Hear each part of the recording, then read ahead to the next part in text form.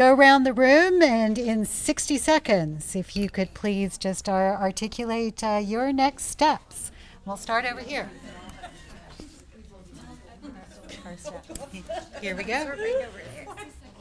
60 seconds. 60 seconds. Steps. Yeah, Our next steps. step. Our Next step. Step. Yep, your next action step. What you gonna do? Oh, No, each we're gonna All right. go around the table. our personal steps. Yes. Oh, we don't each all have steps. Oh, we didn't really go that. Okay, we'll do that. Okay, sure. I would start with collections first and go on Amazon.ca and look at some book titles that could be added to the collection as an immediate near future step. I think I would go with reference because the kinds of questions that are coming along might be different. And I think in terms of that, just doing some staff development and having staff become aware of the new curriculum and what that might mean and how that might impact reference. Thank you. One thing that we talked about was actually just kind of becoming a little bit more informed of this outside of today and sharing that knowledge with our colleagues who are also the front staff. And then going from there, taking a look at the programming, just taking a look at what we're doing, why we're doing it, and how it would benefit the kids in this new curriculum that they're heading towards. Thanks. So I'm going to echo that as well. From action step, where would I start? I think my focus was on programming for the most part, using existing programs that we already have in place, but expanding it, or like we talked about, sprinkling words in, tying it to the new curriculum, and just changing our approach, taking it small steps, but seeing how we can impact things and change how we do things that are already in place. And then also talking about reference and making sure that all of our staff and colleagues who we're working with are also up to speed on the changes that are happening, because it will have, maybe not, we talked about this, may not be extreme effects in how we run our services or the info desk, but there will be, we might see changes in how patrons, caregivers, parents, and teachers are coming to approach us. So making sure that everyone on staff in our public library system is aware of the changes that are taking place. Yeah, okay. Yes, so my immediate step will be to equip my coworkers and colleagues with resources to kind of inform anybody who comes to ask about this, with probably the links like curriculum.gov.bc.ca, and hopefully some brochures to put out so they can point to if anybody asks about this.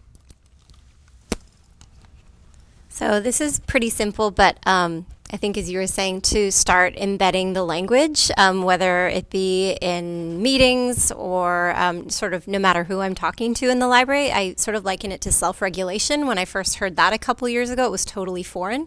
But because I heard it again and again and again, I was able to sort of absorb that concept. So using the competencies, talking about critical thinking, personal, social, creativity, and just really embedding that in everything I do, not only at the youth desk, but in sort of my my other meetings with colleagues or conversations or project plans or program names or program descriptions.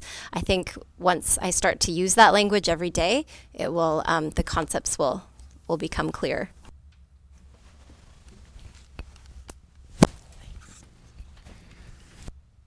I agree with a lot of what was said at the first table about using the opportunity to get other staff and colleagues up to speed with what we've learned today, but also taking advantage of this great time of change to reach out even further into the school districts we work with and let them know the resources we have, the staff expertise we have, and other ways we can partner together. So I guess I'd start with programming, meaning outreach to the schools. Yeah, I would just echo that as well, and I'm really excited because we actually at the city we collaborate a lot with the district because we the district library, that is, we share a school district 44. So, hoping to kind of continue networking with the teacher librarians. We have we have had in the past regular meetings with teacher librarians, and it seems like a really important time to continue that process so that we can kind of learn together and share what resources we have. and use some of what we've already gone through at the City Library. Over the last 2 years, we've gone through our closest library school is gone through, and they're now an IB school. So we have gone through a lot of this similar things where we've had to learn a whole new way of helping them. They've had to learn a whole new way of asking. It can be very confusing at times.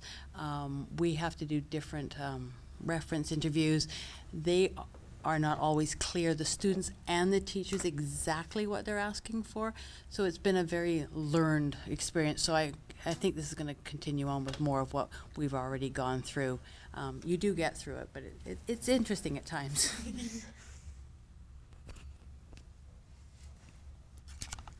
And my action step is working with the school districts and be flexible.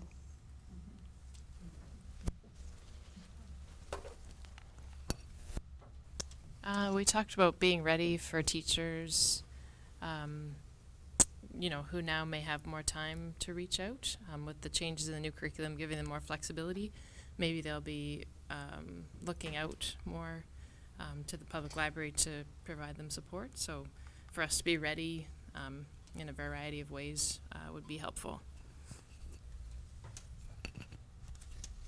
Yeah, and we talked a little bit about, back to school is actually coming up fairly soon. So just thinking of some actually small and actionable things we could do to be ready for September, whether that be starting conversations in our workplaces, providing or preparing resources for the teachers, or just assessing things we've already been doing to meet some of the changes that we have actually been seeing in our libraries. And I think just celebrating that we've already been doing some of that work to, kind of be steeled to keep going on with it.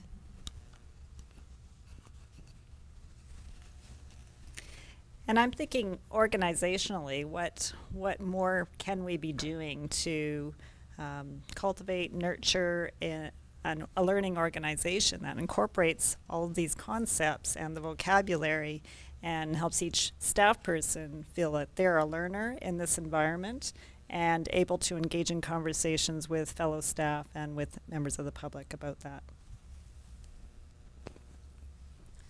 So for my workplace, I think that because I work in adult services, being a resource tool for the children's and teen services area as much as possible for September, being available and being able to step in to assist whenever they need it is a big thing, and being able to message that out to all staff and branches, as well as in our centralized library downtown. Just making sure that as many staff as touch patrons, that all of them know the resources that we have within the library. So staff having a full knowledge of what we have available, so that when those questions come in, they're able to answer the questions and assist in the way that they're being asked to assist. And I'd like to thank Jacqueline for reminding me to think big and act small as I'm looking at this and the challenge of picking an action step. But it could be, again, around communicating with staff in a very large library system. It could be using the resources from the website and sending out a really short, beautiful, concise video that's impactful and powerful and passionate, and then asking staff to send their a comment, just comment on it, and think about how they think they could incorporate some of these changes in September, so that they're being creative in the process of the change as well. Yeah. And I have a very small staff, so I'm going to go back and talk to them all and at the next staff meeting and get them on board and get prepared and think about some of the questions, anticipate some of the stuff that might be asked in the future, and looking at our existing collection and the new collection too. I definitely can't pick one service area to start with because I think if we're doing our jobs right, collections, reference, programming are interrelated and one influences the other if we're doing it right. So my focus is definitely on staff development. I think there are a lot of staff sitting at their desks right now listening to this. There are some in a room downtown listening to it too, but there are a lot who won't have had that opportunity. So just making sure that they get to hear the conversation and we keep talking about it and trying to integrate it into all of those service areas.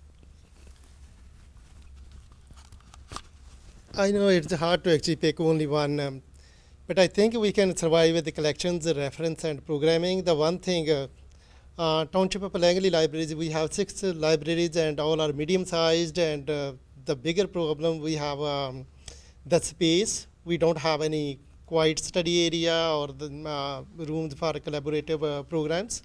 So that's the one actually area I would love to actually start working on, the space. Thank you. I want to say advocacy. I think that a lot of people still need to know that public libraries exist and that we offer space, collections, reference, and programming. And so this is really a key time for all of us to get that messaging out there that we are a support for the community. We need people in the doors, and then we can look at which area we can improve. What everybody else said. Plus the informing staff so that when parents come in with questions, and we know they're going to be coming in, at least we can say, I understand where you're at because, you know, I'm learning this too. So I'm sure the schools are going to do a great job of informing parents, but they're still going to be a bit confused, especially this first year. So just for staff to be able to understand what they're going through.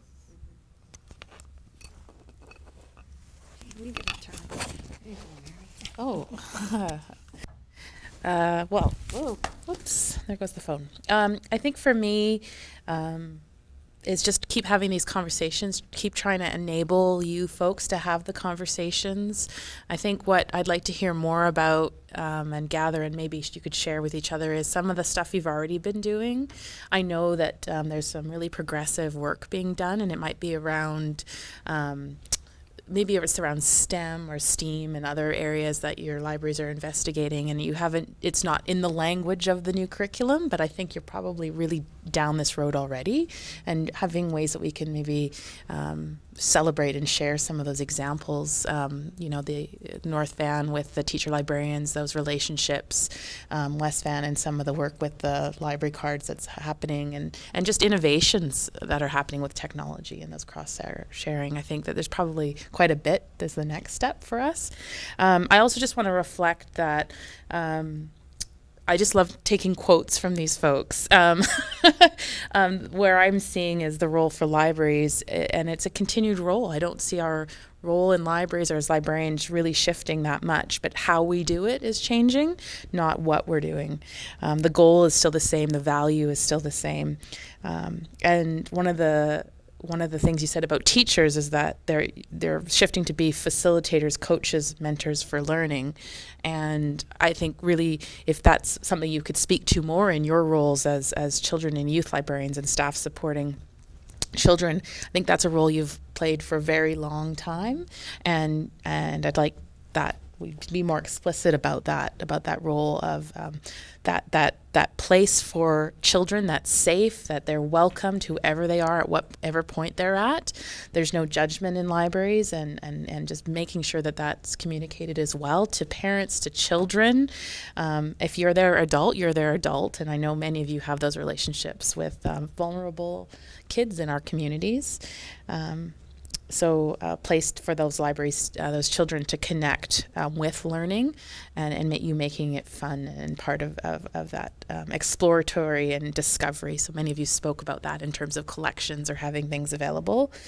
Really helping them. One of the other quotes was express who they are and what they can do, right? I think in many of your programs and Summer Reading Club and other things, you're doing that intrinsically. But I think, again, it's about communicating that to the child, to the parents, and to your boards and to your community about what role you're playing in learning in the community in that ecosystem. And I really like Jacqueline's point about also in your own organizations, how are you creating a culture of learning for your own self, for your own staff, and be thinking about that as well. So that's my really long minute. Thank you. And what I would just like to say is how much I've enjoyed listening to your thinking and how receptive you've been. We don't always hit audiences who are so receptive to change. You got at it right away, and your focal point was how can you serve the community and specifically serve kids. And the whole way you think about partnerships is huge, the way you're working with school districts so that we can be efficient and effective and adaptable and those kinds of things. But just watching you grab that and make plans is like really reassuring. And I just want to say I think the role of librarians, both in public libraries and also in schools, will be bigger than it's ever been, in that role that you described as coaches and mentors. And if I had a wish, I think the one group of kids that I'd really like to see get in the door more, or that is that adolescent group, that group in the 10, 11, and 12, and not just the kids who go to the library, but all those kids to see this as another really welcoming and engaging place that is safe for them to be learning. So good on you. I'm so excited. I'm glad I had an opportunity to start working with you, and I will say on behalf of both Maureen and I, and then she'll speak for herself because she does, we're just excited to do anything that we can to help you in your work, because at the end of the day, together we're better. There's one for you. I think somebody's used that already. But yeah, anyway, thanks so much for the invite, and I've learned a ton that I will be passing on here today. So Jan, before you give up the mic, could you please just say your 3 key words that will be music to our school districts if we say them? Oh, sure. Oh, yes. For those of you who have not forged the relationship yet, some of the key words and some of the key ways to get into the world of education, and I'm just speaking as a superintendent now, one of the things is when folks know that you know about the current changes, that will be a big step in. The second one is, how can we work together collaboratively to help kids in their learning? And then the third one is, how can we start to talk about how we spend our money wisely? And many of you mentioned that today, but I think you always typically will start with some kind of an email to the superintendent, and the big key words are, we want to help, we want to work together, we understand that the world is changing, and we know about the redesigned curriculum, and we know that learning's going to happen in all places anytime, and we want to help your teachers. That will get you to the next person who's virtually in charge of libraries in the school district. And I think efficiencies and the whole notion that schools are not just those buildings down the road anymore that look kind of like institutions. It's the entire community. Time is right. If you haven't gotten into those relationship building activities yet, the time is beautiful. And your service model is so good, and the school districts are looking for help all the time. So good luck, and thank you in advance. Thanks. I've had the gift of working with public libraries for a very long time in Coquitlam. That's where I was last. And I just know the partnership between the public library and the director of that library with the school district, with community, changed what happened for kids. So I just know that Jan and I need to continue to advocate on your behalf, that we have a responsibility to reach out to as school districts. I also want to offer our services, because one thing we do is we're actually liaisons. So we're able to connect this group with this group, and we know all the players in the school districts. And basically, if you need some support in who is the person that I could connect with in the particular school district you're in, for those of you that may not have found that connector, do not hesitate to use Jan and I to say, okay, we need someone who's the contact. Who might that be? So we're really, really happy to provide that service. Also, to forward anything to Jenny that you think we could help out with the work that you're doing, please let us know, because that's the role that we play. And just a gift again to be here and to listen to you this morning. Thank you. So thank you. So in closing, I'd like to say a big thank you for everyone that started the conversation today.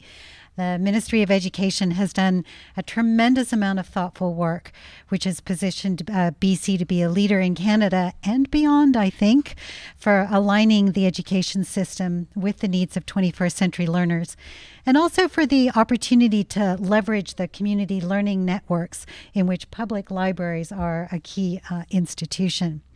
So please join me in thanking Maureen and Jan and Mary for their presentations and so succinctly conveying to us their knowledge and providing us sort of the really inspiration for developing our way forward. So thank you. I'd like to say a very special thank you to our library staff who made today's session possible. Kevin Brash and James Barth, who've been very quietly over here. They are extraordinarily talented technology setter-uppers who got all the equipment up and running. And then also thank you to our head of youth services, Shannon Ozerny, for her amazing event coordination.